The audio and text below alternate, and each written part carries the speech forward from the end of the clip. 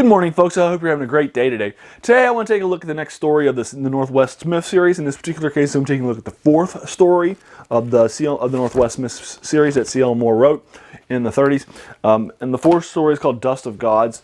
And this will probably be the last of the stories I'll probably do for her. I might do one more. She did 11 of them. And the last one of them I think was in 40. So I might do another one, but I'm not. It's not yet on my queue. But I want to do Dust of Gods in order to give you more of a more traditional planetary romance one. The first two were planetary romance in setting and style, but the stories weren't. The first one was more horror, and it's more of a planetary romance / horror, and the second one was more of a planetary romance / fantasy. And this one is more what you would normally expect: planetary romance, adventures, exploring, unpacking tombs, and such. So this one, I feel, is much more within the sort of what you would expect from a planetary romance story, especially one that's set in the mid-30s. So we're going to take a look at It's Dust of Gods by C.L. Moore. Now, C.L. Moore is, in case you don't know who she is, she's one of the first female writers of science fiction, fantasy, and so forth. And she's a big writer in the pulp era. She's actually in the Science Fiction Hall of Fame. She wrote this character that we're going to be reading about, Northwest Smith, who's kind of the first archetype of the smuggler with a heart of gold that you're going to see in much of the science fiction that'll follow. And it's incredibly popular. This is basically her Conan character that's going to be hugely popular. We're going to be reading today, and Han Solo is definitely somebody who is within that archetype, as are many through him, many other ones too. Now, Han Solo, while he is this smuggler with a heart of gold, shoots first, and so forth, just like a Northwest Smith would. There are some different, and both of them have an alien who kills people as a sidekick, but both of them also have some differences too. I mean, like Han Solo, for example, is a big giant pilot, whereas this character isn't as much of a pilot; he's just a smuggler.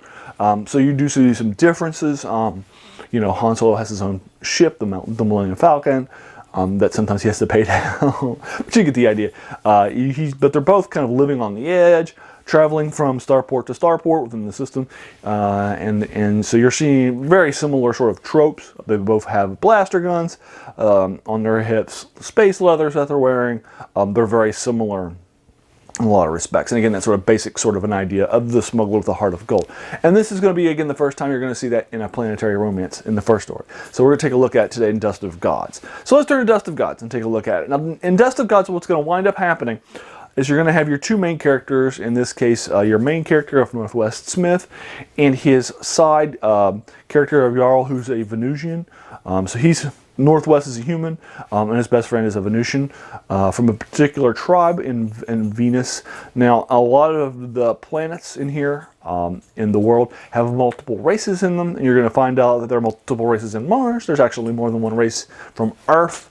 There's also going to be some, C.L. Moore also has some other characters and races that are come to Earth, there's like these moon men who who were lost on the moon, but have now created a colony over in Tibet. And so you'll come across these sorts of things in this sort of world building that she'll do, that she really kind of invests herself in, and you'll come across this idea of multiple races per planet. And so his sidekick is basically from Venus, but is not the only race on Venus that has intelligent life. But anyway, so the two of them are going to be over in Mars. They're going to be in this dive bar, because what stories don't start in a dive bar? But basically, they're going to be in this dive cantina, if you will.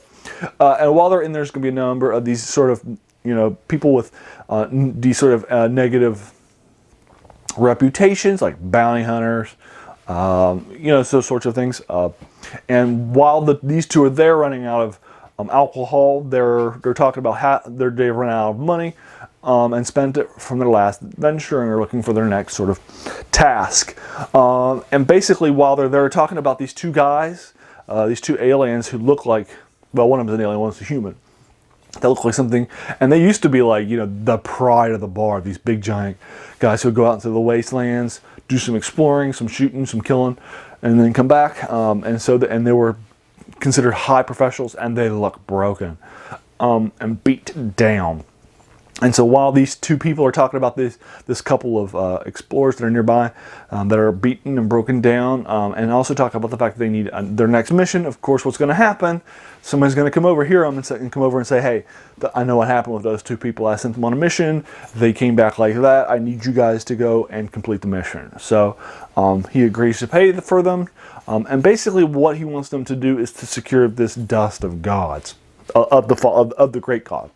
And what's happened in this galaxy of ours is that there used to be a planet apparently between Mars and Jupiter that was broken up,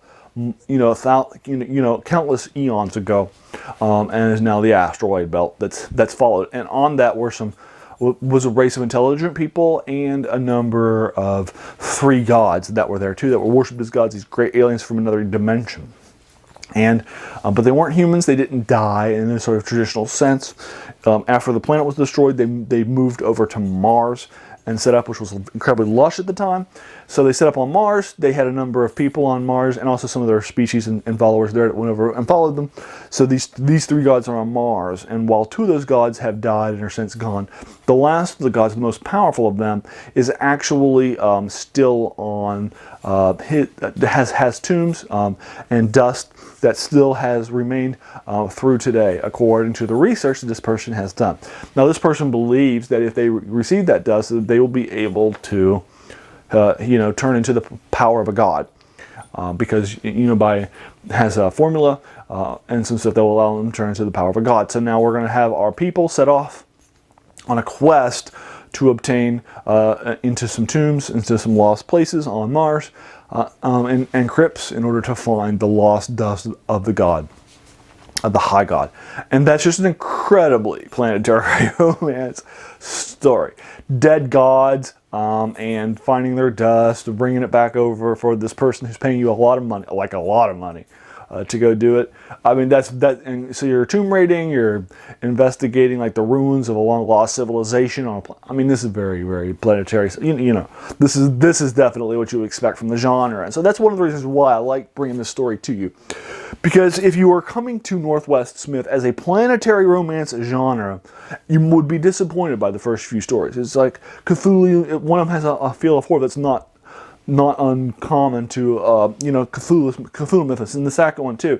Why are you using these horror stories? Well, here you go. Here's your adventure story, and so it's a fun story. And now I do know that fans of Northwest Smith, I've read a few of them, people who really enjoy the series. For them, this is not their favorite story. Most of them will point to the first one, Shambleau, as their favorite one. And I've already done that one for you 2 stories ahead of time. But I do like this story too. It's fun. Everything that's going to happen is what you expect to happen. I'll link you to it in the comments below. You're never going to be bored. C.L. Moore is a crafted storyteller. She doesn't spend more time with details than she needs to. But she's great at detailing a scene. She's very lush with her descriptions when she needs to be, but then she'll back it up when she doesn't. So you're not spending more time than you need to. She does happen to this is like her 3rd or 4th story that she's published, so it's still kind of early in her career. But again, she's going to be heavily awarded of a lot of different things. So anyway, that's C.L. Moore for you.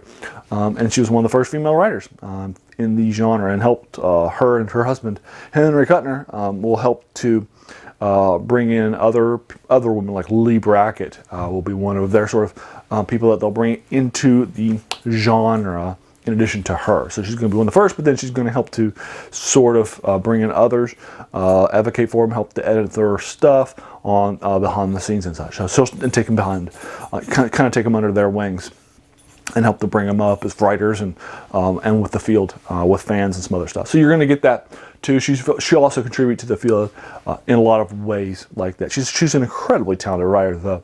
And again, that's C.L. Moore, who created the archetype of the Smoking Heart of Gold. And this is the first story where you're having more of a true adventure that you would be expecting from this sort of genre. So enjoy it. Dust of Gods.